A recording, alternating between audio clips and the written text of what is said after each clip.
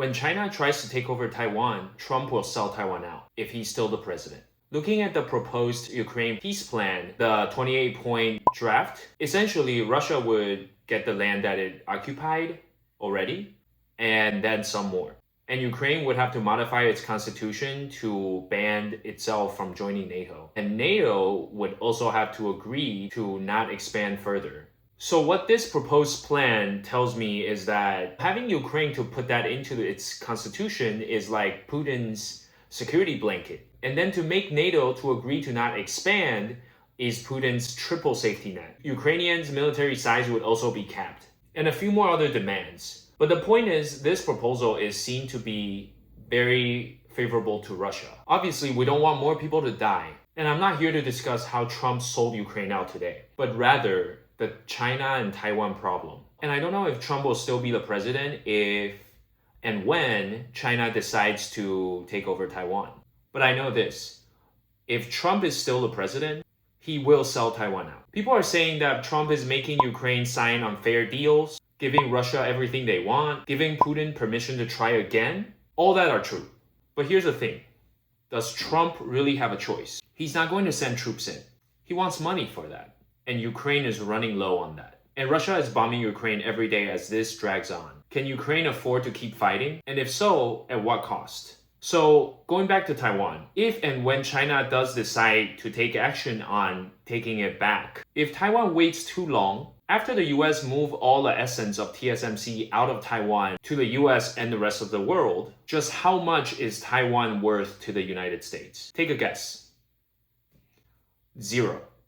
Zilch. Nada. It's worth nothing. Maybe Taiwanese are wondering, okay, then to prevent that, we just have to keep TSMC in Taiwan at all costs. And I've talked about this in another video. When majority of TSMC's board members are either foreigners or Americans, that's very hard to do. It's very likely that they would uproot TSMC to the US when they're pressured into doing it. I'm not saying they would be, but it is entirely possible. And maybe, just maybe, they are doing it already. With a former top exec, Lo Wei-jen, leaving TSMC to Intel, he is currently accused of stealing top secret information before he left this October. There are current civil and criminal investigation on him in Taiwan. As of the time of recording, his shares and his assets are seized in Taiwan. But the interesting thing is TSMC in the US hasn't sued him here in the United States. I wonder when that lawsuit is coming. If it is coming, it would be in our best interest, the US's best interest, to have TSMC's CoWoS technology in Intel. So the US government doesn't have to force Taiwan, TSMC, to move its company stateside. I'm not accusing anybody of doing anything.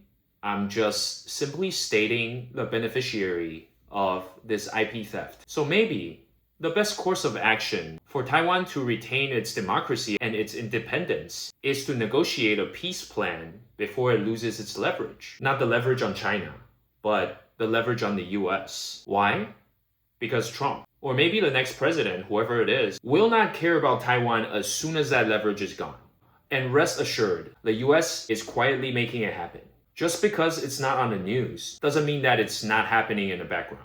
What Taiwanese should learn from whatever the outcome is from the Russia-Ukraine war is that Trump will sell you out. He only cares about himself. The list goes like this: himself, the US, and a whole bunch of other things before it hits Taiwan.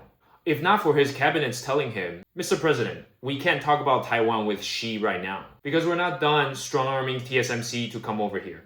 Otherwise, he would have sold Taiwan for rare earth, and that would be a big mistake, at least right now. Thank you for watching and follow for more.